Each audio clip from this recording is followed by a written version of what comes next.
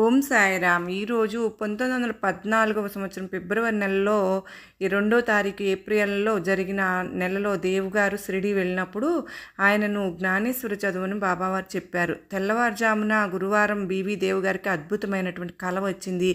కలలో ఆయనకు బాబావారి పై అంతస్తులో కూర్చుని దర్శనమిచ్చారు. జ్ఞానేశ్వరి అర్థమవుతుందా లేదా అని అడిగారు. లేదని దేవుగారు బదులిచ్చారు. ఇంకా ఎప్పుడు అర్థం చేసుకుంటావు అని బాబావారు అన్నారు.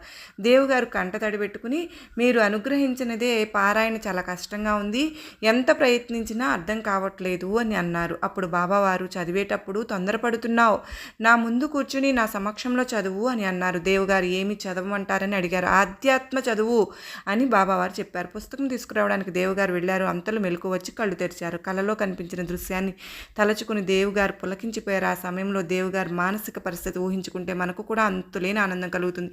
బిడ్డల శ్రేయస్సు కోసం